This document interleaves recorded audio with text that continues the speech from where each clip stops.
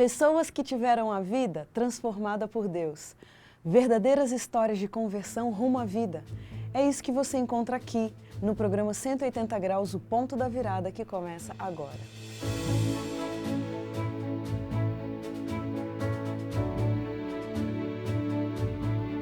Quando sentimos o toque de Deus na vida, uma mudança acontece.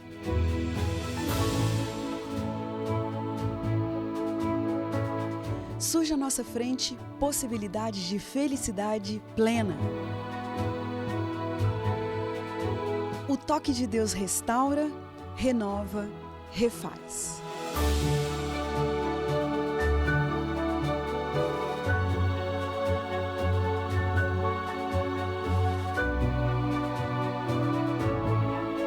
Hoje conheceremos uma pessoa que experimentou essa graça maravilhosa. Ela vai nos contar sobre essa mudança de 180 graus que lhe trouxe paz.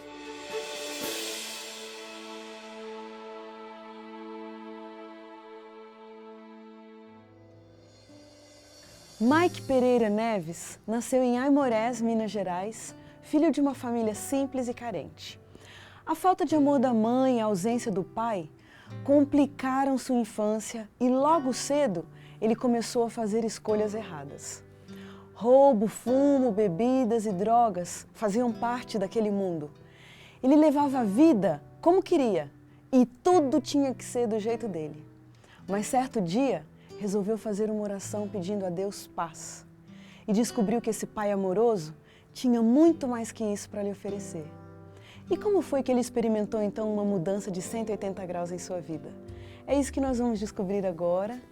Mike, te agradeço muito por ter aceitado o nosso convite. Muito obrigada, viu? Sabe, Mike, eu me assustei quando fiquei sabendo que você é de Aimorés, porque as minhas raízes estão nessa cidade também, sabia? Tá de boa. É, minha família é de lá, inclusive minha mãe nasceu nessa mesma cidade que você. Só tem um hospital, né, na região, aí você não tem como sair, tem que nascer ali mesmo. Mas eu acho, não sei se minha mãe nasceu no hospital, acho até que ela nasceu no interior mesmo. Nasci lá e logo me mudei de volta para o Espírito Santo, né? E como você falou, a infância não foi nada agradável. Pois é, o que marcou a sua infância, Mike? A minha infância, por eu já não vim de uma família convencional, normal, como qualquer cidadão teria direito a ter, que é um pai e uma mãe, eu vim com um lar já desestruturado, morava com a minha avó e com a minha mãe, mas minha mãe era muito alcoólatra. Ela, se você desse assim para ela, querer, ela trabalhasse com a senhora e você oferecesse para ela R$50, ela tomar os R$50 em bebida e esquecer dos filhos. Ela teve eu muito novo, com 18 para 17 anos, 17 para 18 anos teve eu. E logo, por outra escolha errada, ela trouxe para dentro de casa também um padrasto, que também já tinha mais 2 crianças. E ali os dois bebiam e quando bebia, a gente se sente o super-homem, né? E queria bater em todo mundo. Uma dessas vezes já que chegou a querer falar várias vezes que ia matar-nos. E eu tive que correr. Numa dessas corridas, e a minha infância foi praticamente assim, sem apoio. Por eu não ter o pai e também não aceitava o padrasto, me escorava muito na minha avó. E com 10 anos, essa avó veio a falecer. Mas só um pouquinho ainda antes dessa fase da avó, você criança, no meio dessa situação toda ali, né? Quando você olha para trás hoje, que tipo de criança que você era? Como que você se descreve criança? Eu me descrevo criança, uma criança muito infeliz. É mesmo, mãe? Porque... Você sentia esse peso da coisa? Eu pergunto isso porque às vezes a criança, ela não sente muito, né, que as coisas deveriam ser diferentes e às vezes se encaixa ali. Mas às vezes eu sentia porque toda vez que eu precisava de um apoio de um pai ou de levar minha mãe até no colégio, eu não tinha essa oportunidade. Quando a gente saía do colégio, você sempre espera que teu pai vai estar ali fora. E eu sabia que minha mãe ou meu pai nunca estaria ali fora porque ambos não eram presentes, eram ausentes. Eu já cheguei tempo que eu precisava sair só com meu pai do colégio, fiquei no colégio até 5 horas. Olha. Aí foi que a diretora percebeu que a minha mãe e meu pai não eram presentes. Aí você entra em conselho tutelar, essas coisas, que vai tirar a guarda, não vai, e minha mãe nunca se importou com isso. A verdade, ela sempre jogava na cara que foi um erro dela e que isso não ia mudar nada a vida se me tirasse dela ou não tirasse dela. Olha só, mas que situação, hein? E a sua avó morava perto de vocês ali? Ela morava conosco, né, na mesma casa. Ah, entendi. Minha avó, ela era muito religiosa, não conhecia a fé, mas o que ela acreditava, ela seguia fielmente. E ela que ajudava o norte, né, que eu tinha ela como norte. E quando ela veio a falecer, eu lembro que eu passei dos 9 aos 10 anos com a minha mãe e com esse padrasto. Então minha vida era uma desgraça total. Eu não sentia paz em voltar. Teve dia que eu ficava pra rua fora. Criança ainda? Criança ainda. Ficava pela rua? Se voltasse assim na minha região, vocês iam perceber que, tipo, as pessoas eu vivia pedindo as coisas na rua, porque eu voltava pra casa e eu sabia que eu não ia ter nada pra comer. E eu fazia daquelas merendas municipais ali a minha alimentação do dia, porque eu sabia que quando eu voltasse pra casa eu não ia encontrar alguém me esperando, né? Era todo dia, ou eu apanhava, ou minha mãe espraguejava eu, me xingava, falava que era para me ter abortado, e falava um monte de coisa que olha só. a gente ouvia e pensava, no momento do álcool, né, a gente releva, mas muitas vezes era a realidade em que eu vivi que muitas crianças vivem hoje no Brasil. Qual que era seu escape? Onde você encontrava refúgio depois que sua avó faleceu? Eu comecei a procurar outros ares, né, como vamos dizer. Eu comecei a perguntar para as pessoas, algum conhecia meninos que também eram de rua, e quando você não está do lado de Deus, você sempre faz escolhas erradas. Uma dessas escolhas eu conheci, já bebia, minha mãe sempre oferecia dentro de casa. Eu comecei a beber uma dose de pinga, aí depois da pinga a gente já não satisfazia, você ia lá e experimentava outra coisa. E comecei a entrar em festas, essas festas juninas, essas festas que tem muito no interior. E ali eu ficava, passava a noite toda e para mim era um alívio ter essas festas. Porque ali eu sabia que eu não ia precisar voltar para casa à noite para, às vezes, dormir com medo de alguma coisa acontecer com você. Ou da sua mãe beber e todo mundo ter que correr. Eu já tive que correr com meus irmãos, a parte de mãe, de madrugada, porque a situação tá difícil, a polícia toda hora na porta, os vizinhos já não aguentavam a gente. E ali a gente praticamente sentia que estava incomodando quem estava do lado. Minha mãe não, que quem é bêbado nunca pensa que está incomodando. E a gente tinha que muitas vezes pedir comida no vizinho, pedir comida nos outros. Eu já cheguei a uma situação tão triste da minha infância que eu tive que roubar frutas. Eu tive que roubar coisas de pessoas. E ali para me chamar a atenção das pessoas, eu fazia muito algazarra. Então, a rua que eu passava, eu ia desligando todos os interruptores de luz, para nem eu ficar bravo e sair para lá de fora e arrumar um pretexto para ir lá brigar com a minha mãe. Olha. E muitas das vezes, a minha mãe não entendia isso por não ser mãe, né? Hoje, eu olho assim, você teve mãe? Eu falo, não. Eu tive uma pessoa que me deu a luz, reconheço isso, mas uma mãe presente eu nunca tive, um pai presente eu nunca tive. E muitas vezes isso vai refletir durante toda a minha vida. Claro. Depois, quando você entrou na adolescência, né, que estilo de vida que passou a ser o seu? No estilo de vida eu me propus a fazer o que eu acho melhor, porque ninguém nunca não chegou assim e falou, você não pode fazer isso, você pode fazer isso, você pode fazer aquilo outro. Então, o que me dava na telha, o que eu achava é melhor e eu vou me beneficiar, eu faço. Olha só. E eu ia, bebia, fazia algazarra e muitas das vezes eu não estava nem aí, até mesmo para a minha própria vida. Às vezes eu já cheguei a pular com um pouco de teor alcoólico em cima de uma ponte para tomar banho de rio bêbado. E muitas vezes eu não estava nem pouco se preocupando. Claro, a gente quando não tem essa noção que existe alguém que se preocupa com a gente, então pouco importa a sua vida, se você vai se beneficiar ou não. E ali eu vivia desse jeito. E você era também nervoso, violento, agressivo? Já cheguei muito a ter briga de rua, brigar com diretores, infelizmente espraguejar um punhado. Por sempre ouvir isso, você grava e quando você está nervoso, a noção da criança é soltar o que já ouviu. E ali eu xingava, ali eu falava e vinha falar comigo, eu xingava de novo. Gente. E a gente, às vezes, quando falava assim que ia ter briga, a gente já caçava um pedaço de pau para bater nos outros. Em minha infância eu passei assim, toda dentro de diretoria, né? Assinando aqueles livros de ocorrência. E quando eu entrei para dentro dos colégios adventistas, não parou. Eu continuei a ser a mesma pessoa, porque eu não estava nem aí que o povo ia pensar ou que não ia pensar, porque eu botei na minha cabeça, não devo nada a ninguém, de onde eu vim, também ninguém se preocupa, então, morrendo ou vivendo, para mim não vejo lucro. Minha nossa. Você acabou de citar aí, né, o nome Adventistas. Como que os Adventistas entraram na sua história? Foi em uma das brigas que minha mãe teve com meu padrasto, e deu polícia, deu o negócio todo. E na minha lógica era o seguinte, deu a briga, eu vou correr fora para não sobrar até para minha própria vida. E desde que eu perdi minha avó, eu perdi esse norte que dentro da minha casa virou um pé de guerra, né? Todo dia era uma briga, que quando tem dois bêbados, cada um quer ter sua razão. E eu peguei e saí volta de 7 horas, começou uma briga. E eu peguei e saí na rua de trás da minha casa, no bairro onde eu moro, no Baixo Guandu, Mauá. E eu saí na rua de trás e estava tendo uma conferência. E venham participar, que é para você se livrar do fumo, se livrar do álcool. E vai ter brinde, vai ter pipoca. E quando criança fala, principalmente eu, que não tinha nada para comer em casa, falava que ia ter comida, eu peguei e saí, fui atrás. E chegando ali eu comecei a ver uma filosofia. Que não pode beber café por causa que Deus diz, claro, que isso é estimulante e pode prejudicar a sua saúde no futuro. Você não pode beber porque isso pode trazer consequências graves para a sua saúde. Não pode fumar que isso pode te ocasionar o câncer. Eu fiquei assim curioso, porque até então nunca tinha ouvido, isso era tudo novo para mim.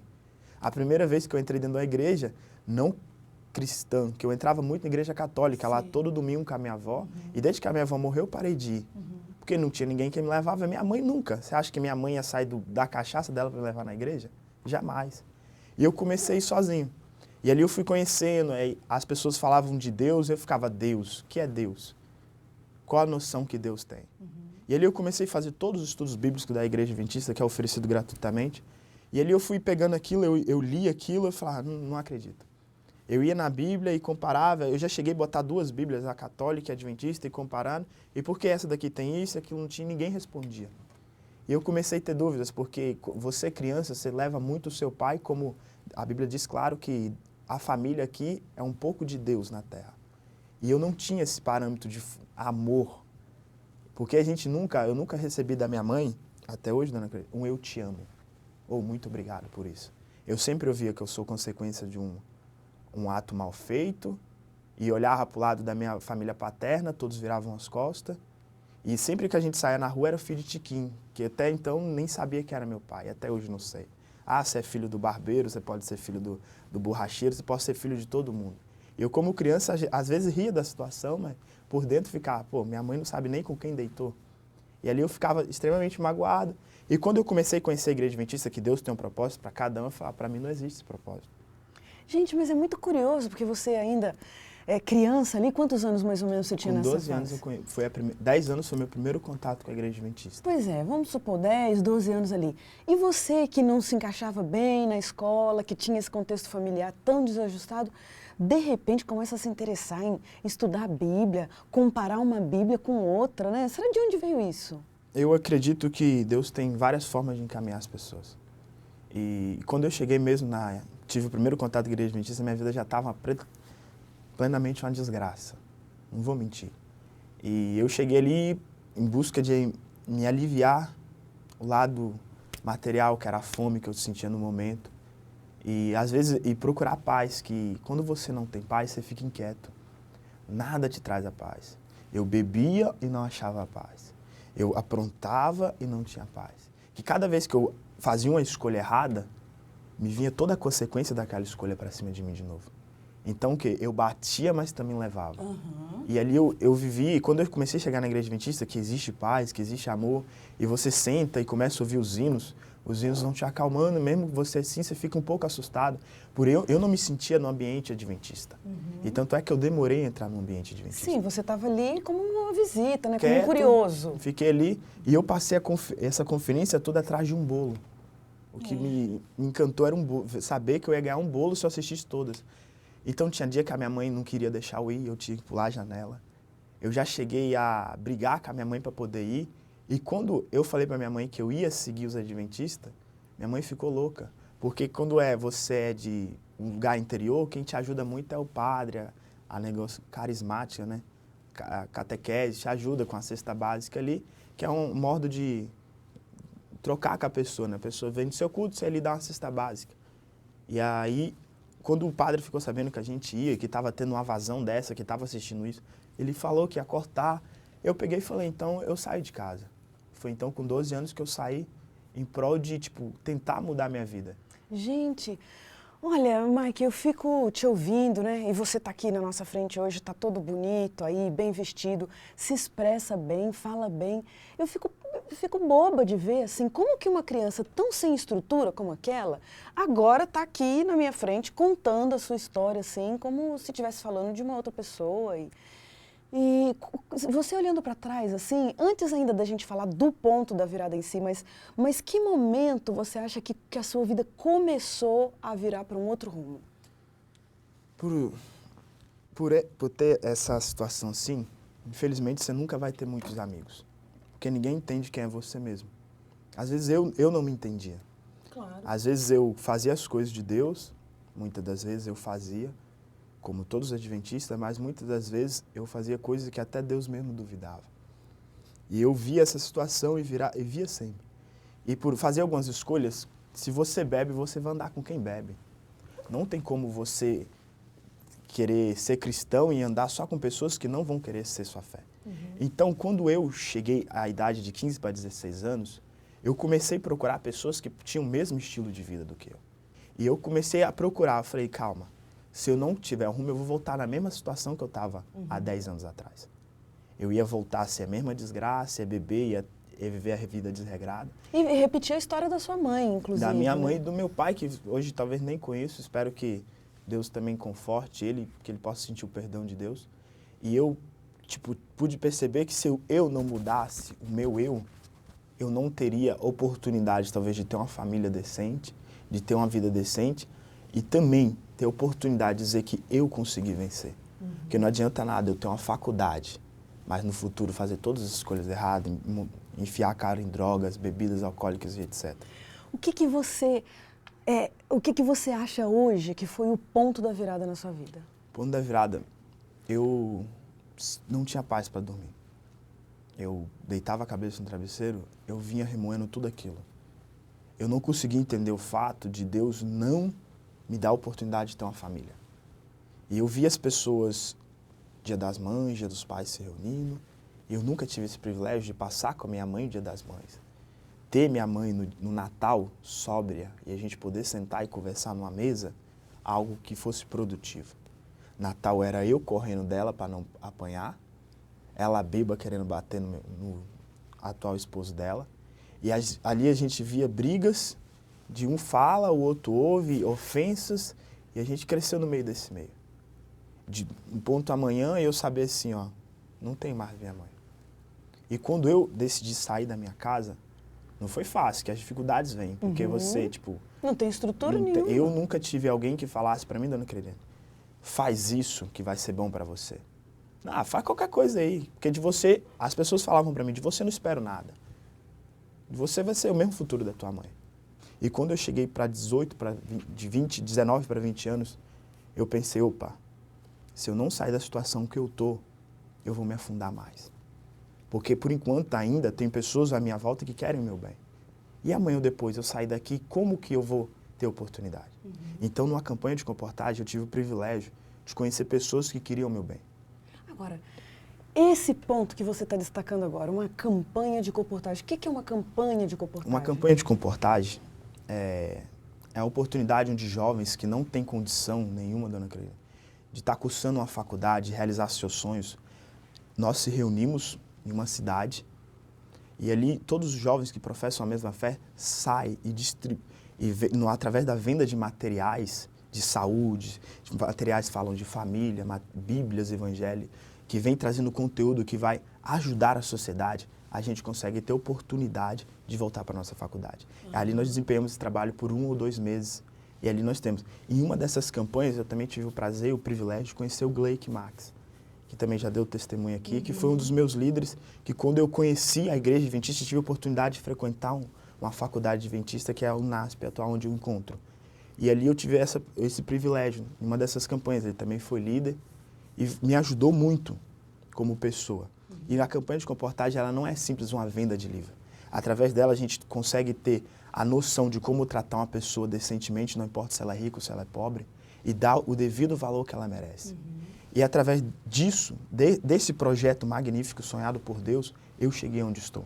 Mas e o momento do ponto da virada? Como que você relaciona a comportagem com a sua entrega para Deus, né? E querer agora que Deus fosse o Senhor da sua vida? Eu tive uma oração que eu não conseguia ter paz em nada que eu fazia. Eu estava ali fazendo a coisa de Deus e de repente eu sentia que aquilo ali também não estava me saciando. Eu ia, bebia, voltava para o colégio e aquilo ali não estava me saciando. Eu ia, fazia o que eu queria e nada me saciava. E quando eu comecei a falar ao Senhor, ou o Senhor me muda, ou eu vou sair disso daqui e vou pintar o 7. E Deus foi direcionando tudo certo. Eu pude conhecer pessoas no momento certo, na oportunidade certa. Que eu acredito que Deus sempre vai ter uma oportunidade para cada um. Ele não vai deixar que ninguém morra aqui nessa terra sem ter a sua devida oportunidade. E a minha oportunidade chegou, e quando a oportunidade chega, a gente tem que abraçar correndo. Porque nunca se sabe o que vai acontecer. E ali eu tive a oportunidade de fazer uma oração. Que oração que foi essa? Eu, de olho aberto, assim, andando, eu falei, Senhor, eu já não aguento mais. Se o Senhor parece que não vê minha situação na terra. E a gente, quando a gente está comportando, a gente fica com isso muito à flor da pele, que a gente vai conversando com Deus da maneira que parece que Deus está do seu lado mesmo te ouvindo. E eu falava, Senhor, isso está me incomodando. O Senhor não vê, o Senhor não fala nada. E ali eu ficava agoniado que Deus parece que via minha história e não se interferia. Aí eu ficava, como que o Senhor é um Deus de amor, um Deus de misericórdia, mas ao mesmo tempo não me ajuda em nada. E às vezes, quando você está muito longe de Deus, você não vê que Deus está te ajudando. Para mim chegar até aqui, foi um milagre de Deus. Que eu tive várias complicações. E tenho até hoje. Não é fácil, às vezes eu recebo o convite de amigos, vão sair. Às vezes eu fico, vão sair, né? É fera, eu já conheço, vão. Hoje eu já não sinto mais essa vontade. Eu troquei todos os meus amigos. Porque ou eu mudava a minha vida, ou o diabo ia fazer da minha vida o que ele queria. E essa oração, então, foi um momento decisivo para você? Ou é tudo ou nada. Eu cheguei a este ponto. Ou eu vou seguir tudo que Deus pede, ou eu vou fazer tudo o que o diabo quer. E você tomou aquela decisão ali? Eu tomei a decisão. A princípio eu pensei, eu estou fazendo burrice. Mas hoje eu percebo que Deus tem mudado eu a cada dia. Puxa, Eu não vou dizer que é fácil, não vou mentir para as pessoas, é fácil estar do lado de Deus. Estar do lado de Deus, ele vai te dar sempre a escolha, porque Deus trabalha com a liberdade. É tudo um processo. Você ainda está muito novo, né, Mike? Deus ainda tem uma história toda pela frente para desenvolver na sua vida, né? De cura, de reerguimento. E sua caminhada com Deus está só começando. Agora, a gente tem tão pouco tempo, mas eu queria assim que sucintamente você dissesse para a gente, nesse pouco tempo de caminhada com Deus que você tem, de entrega definitiva mesmo, que maravilhas que Deus tem operado na sua vida. Eu sempre tive um sonho de batizar uma pessoa, de encontrar uma pessoa para batizar. E eu procurei essas últimas férias, assim, algo que desse uma experiência. E na comportagem eu fiquei 30 dias sem vender uma revista. Bateu um desespero, não vou voltar. E Deus em 2 dias me deu tudo o que eu precisava. Olha. Em 2 dias Deus me deu o equivalente a 15 mil reais. Gente. E em 2 dias Deus também conseguiu uma pessoa que se batizou agora recentemente. E Deus tem me mostrado assim a oportunidade de testemunhar do nome dele, não sentir vergonha. Que coisa Muitas linda. vezes eu estou dentro da igreja e tenho vergonha do nome de Deus. Às vezes eu vejo outras igrejas crescendo ao meu redor e muitas vezes eu não falo para alguém que está do meu lado o quão maravilhoso é Deus. Como Deus direciona as coisas, como Deus tem cuidado com os seus filhos. Eu olho para a minha história, se fosse para resumir minha história, eu acredito que sem a mão de Deus e a proteção dele a cada dia eu não seria nada. Porque eu, como ser humano, eu sempre vou fazer as coisas ruins. E muitas vezes a minha caminhada com Deus eu caio hoje, mas eu sempre quero levantar. Que coisa Porque linda. se eu sempre querer ser esse ponto e nunca querer sair desse ponto para ir em direção a Deus, eu estagno minha fé. É isso Eu mesmo. paro com a minha fé. Então, se eu não me manter, me policiar cada dia, eu volto a ser o velho homem. É tudo pela graça de Deus mesmo, né, Mike? Essa palavra que eu estava procurando, a graça. Quando a graça te alcança, ela muda.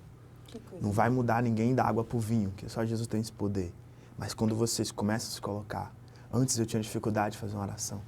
Eu tinha dificuldade de abrir a Bíblia e me sentir digno de encostar na Bíblia. Eu nem, às vezes, dona Creliane, eu chegava perto da Bíblia e falava, nem vou ler, porque senão vai querer me mostrar alguma coisa que eu tenho de errado. Hoje eu consigo pegar a Bíblia e tenho facilidade de falar para o meu amigo que Jesus pode mudar a vida. A gente tem aqui no nosso programa aquele momentinho, né, do ping-pong. Vamos lá? Vamos. O tempo. O tempo, para mim, ele é algo que... O tempo, eu sempre me baseio em Eclesiastes, né? Eu nunca vou poder mudar meu passado. A minha história que ficou para trás, eu nunca vou mudar. Eu tenho consciência disso. Mas eu tenho oportunidade de mudar tudo para frente. Mãe. Um carinho que eu não ainda não consegui compreender. Perdão. Algo que eu procuro sempre na minha vida. Um sentimento constante. Ser feliz, não importa como. Um do lado de perigo. Deus. Um perigo de um dia negar essa fé.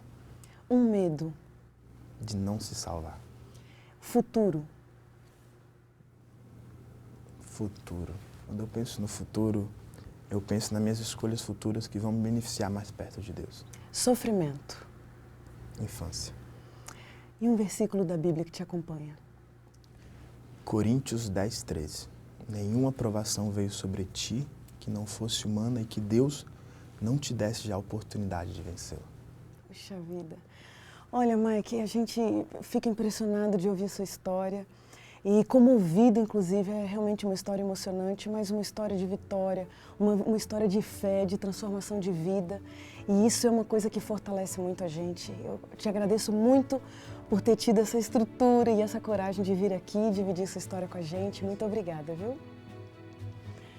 E a gente termina o programa 180 Graus, o ponto da virada, feliz por esse testemunho tão maravilhoso. E como diz o texto bíblico, era preciso que nos regozijássemos e nos alegrássemos, porque esse teu irmão estava morto e reviveu, estava perdido e foi achado. Um grande abraço para você e até a próxima semana.